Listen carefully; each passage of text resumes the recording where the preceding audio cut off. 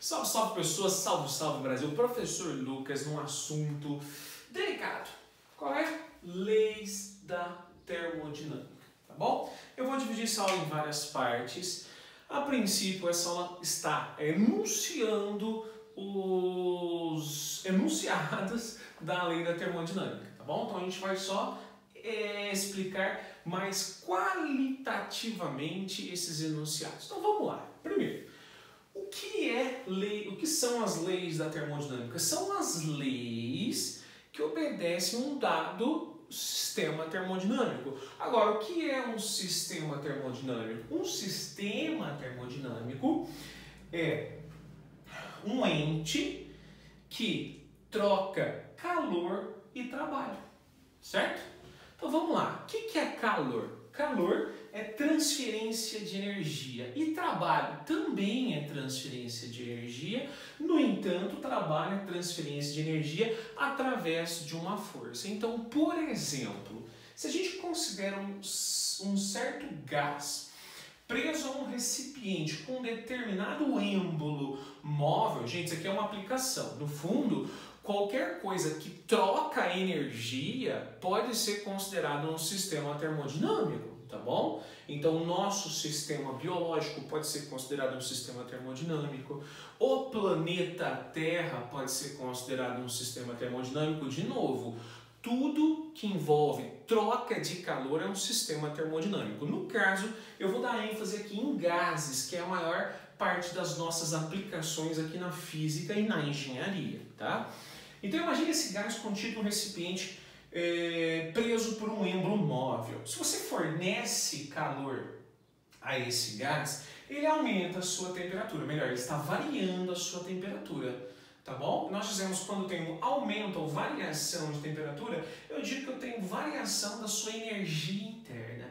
E parte dessa energia interna, ela pode ser transformada em trabalho. Eu posso pegar um pouquinho dessa energia e movimentar o gás. Aplicar uma força nesse êmbolo, já que esse êmbolo é móvel, ele pode deslocar. E deslocando eu tenho a realização de um trabalho.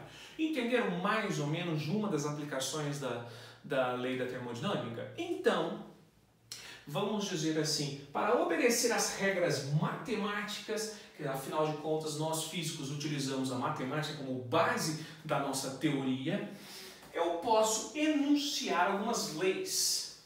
Olha só. Primeira lei da termodinâmica. Nada mais é do que uma conservação da energia. Se eu tomar como base esse sistema termodinâmico que eu acabei de explicar para vocês, o que a gente consegue verificar? Que a quantidade de energia ΔU que ficou aqui dentro é um balanço energético de quem? Da quantidade de calor que chegou e da quantidade de trabalho que saiu. Então eu posso escrever que ΔU é igual a calor menos trabalho. Entenderam isso ou não? Ou, de outra forma, se eu algebricamente passar o trabalho para lá, ficaria Q é igual a ΔU mais trabalho. Essa equaçãozinha linda é conhecida como primeira lei da termodinâmica. Tudo bem? Como que eu posso calcular o meu ΔU? O ΔU está associado à energia térmica das moléculas gasosas. Então seria a energia cinética média dessas moléculas. Obviamente eu posso calcular ΔU como sendo 3 meios de nR∆T. Ou, se for o caso, eu posso calcular ΔU como se fosse 3 meios de P∆V. Anotaram aí? Vamos lá. 3 meios de nRT ou 3 meios de P∆V. Fechou? E trabalho? Trabalho é força vezes um determinado deslocamento. Lá na parte da mecânica, trabalho, né? FD cosseno θ. Então, eu posso dizer que trabalho é força vezes o produto escalar sobre o deslocamento. Tá bom? O que eu posso deduzir matematicamente para vocês aqui é bem simples, que isso daqui é a mesma coisa de escrever pressão vezes variação do volume. Tá? Se for o caso, se você tiver um gráfico de variação, um gráfico de pressão por volume, quando você acha a área desse gráfico, toma cuidado, grifa aí, ó, tem que ser o gráfico de pressão e volume. quando você acha a área desse gráfico pressão e volume, o que você está achando na realidade é o equivalente de P vezes ΔV. Moral da história, se eu tiver um gráfico de pressão por volume, a área daquele gráfico vai corresponder ao trabalho realizado por ele. Fechou? E esse calor, gente, já precisa ter na aula anterior. Calor, troca de calor, pode ser queima-sede, pode ser queimolesa, ou pode ser um valor já fornecido para vocês.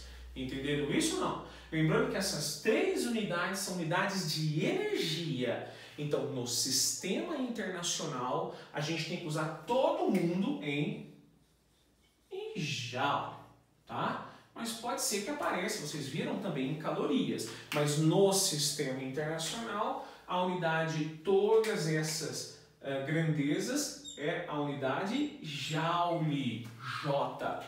Fechou? Bom, agora, quando eu vou aplicar essa energia, esses gases, na prática, eu tenho algumas limitações. E essas limitações foram enunciadas aqui, ó, na segunda lei, tá bom? A segunda lei, ela é composta de 2 enunciados. Enunciado de Clausius e enunciado de Kelvin.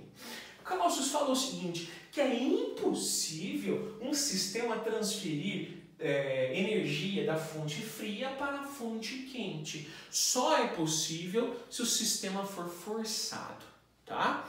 Então, só para você entender o que ele quis dizer. Se eu tivesse, por exemplo, uma xícara de café aqui a 60 graus, hoje eu acho que está uns 25 graus aqui dentro da minha sala, o que vai acontecer? Espontaneamente é que a energia contida na xícara de café, que está a maior temperatura, ela vai sair para o ambiente que está a 25 graus menor temperatura. Isso é algo espontâneo.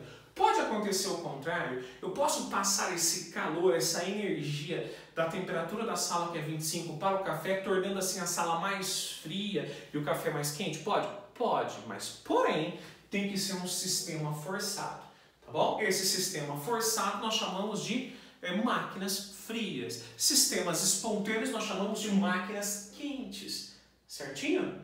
Agora, o segundo enunciado que complementa a lei de Clausius é o enunciado de Kelvin, que ele falou que um sistema cíclico, um sistema que vai e volta, tá bom? Por exemplo, em um motor, eu sei que é impossível transformar todo o calor em trabalho. O que eu quero dizer? Que o sistema não é perfeito, eu quero dizer que o sistema ele sempre tem energia dissipada, tá? Eu não consigo transformar todo o calor em trabalho, eu vou ter dissipação de energia por atrito, ou por colisões inelásticas ou parcialmente elásticas das moléculas que constituem o sistema, tá? Agora, resumindo esses 2 postulados aqui da segunda lei da termodinâmica, a gente pode quantizar isso, tá, algebricamente, tá? Se possível converter todo o calor em trabalho, significa que o rendimento de uma máquina quente é sempre menor que 100%. Tá? Agora, se for um sistema forçado, máquina fria, esse rendimento ele pode ser, como é um sistema forçado, você pode encontrar valores aí maiores do que 100% ou menores do que 100%, mas um sistema espontâneo, o rendimento sempre menor que 100%. Veja bem só os detalhes, atente aos detalhes. Rendimento, esse NI. Esse NI, eu estou falando de máquina quente, máquina espontânea. Esse E, máquina fria. Tá bom? Eficiência, rendimento, eficiência. Rendimento, eficiência. Máquina quente, máquina fria. Fechou? Bom, como que eu posso calcular o rendimento de uma máquina, então? Eu posso calcular ele fazendo a quantidade de trabalho que ela realiza em função da energia que ela recebeu. E a eficiência?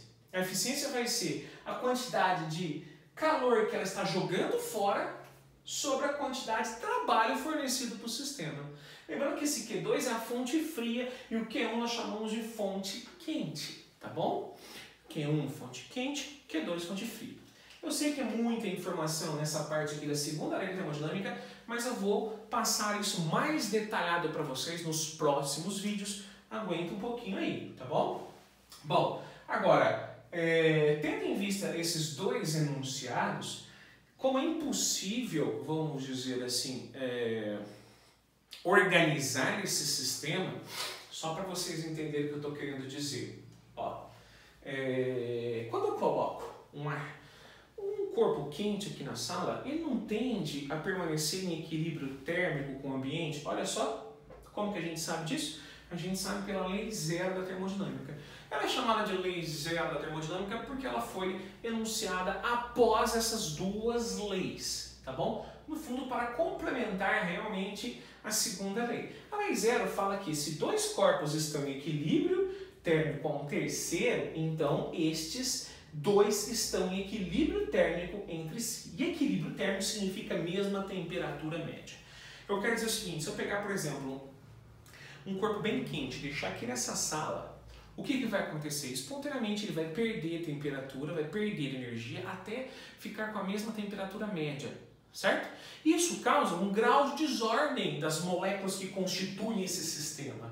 Eu posso medir esse grau de desordem. E esse grau de desordem tem nome, eu chamo-se de entropia, tá bom? Então a entropia é o grau de desordem do sistema ao entrar em equilíbrio termodinâmico, tá bom? Então a entropia, ela é medida fazendo a quantidade de calor trocada em uma determinada temperatura.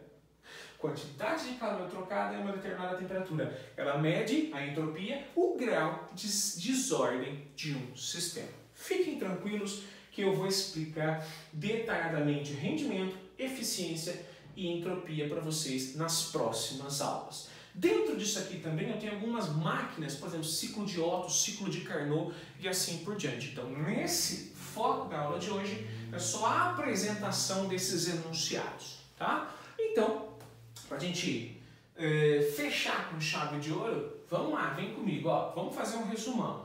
Leis da termodinâmica, considera um sistema termodinâmico. O sistema termodinâmico nada mais é do que troca de energia, tá? Eu tenho três energias envolvidas. Quem que é? Calor, variação de energia interna e trabalho, fechou?